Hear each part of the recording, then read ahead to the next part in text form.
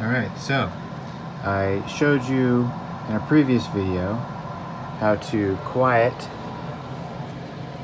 a double active Aqua air pump, and I have another one that's just a single, but there's no air coming out of this one, and it's actually still quite loud. So like I showed you before, there's 4 screws on the bottom that you're going to go ahead and remove. Once you remove those, you may need to break the seal, which I had to do with a small flathead screwdriver, and break that seal. Be careful when you remove the lid because it is attached. Alright. Now, this is the internals, okay? So you have your air diaphragm. This is your air tubing that comes out the nozzle.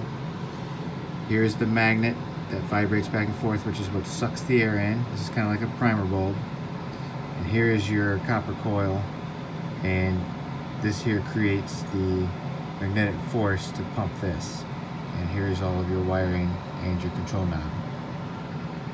Now in this situation, it looks as though the previous use has vibrated this to the point where it's actually raised up and it's rubbing here. So if it can't move, you're not going to get any airflow, which prevents obviously air from coming out of the nozzle. So the way I'm going to do this, and I'm sorry I'm holding my camera with one hand, I'm going to push this down. I don't know if you can see how far down that's moving, and it's bouncing back up. So it's binding. But you can see right here, right there, the little plastic piece slides in this groove. You want to make sure that that is as far down as possible. And what I'll do, see, that was in the way there, so that went down. There we go. And that'll allow this to go down. And I'm going to tighten this up just a hair because this is what actually keeps this in place. Now you can see right here, this magnet is touching right there. And that's going to prevent this from moving as fast as it can, allowing maximum air to come through here.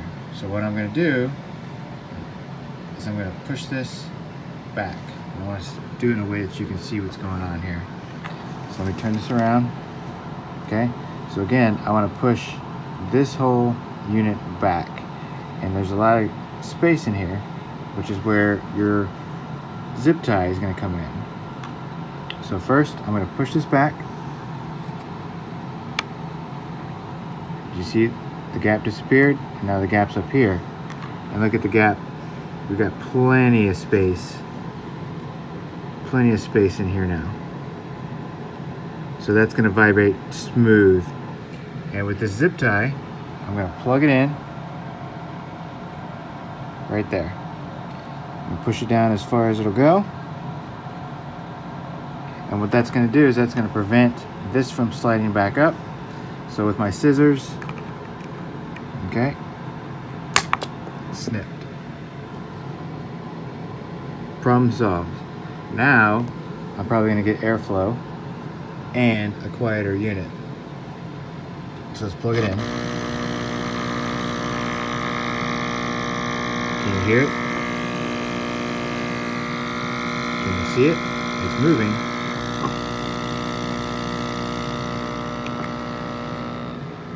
Now it's on low. You can barely hear it. Let's max it out. Now it's on max. And I got airflow going.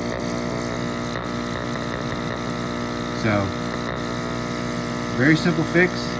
All it takes is some scissors, just Phillips screwdriver, a zip tie with a pointed end, and a little bit of patience. And by the way, the zip tie is still usable. All you did was take off the pointed end. Saving money. Alright, hope you learned something.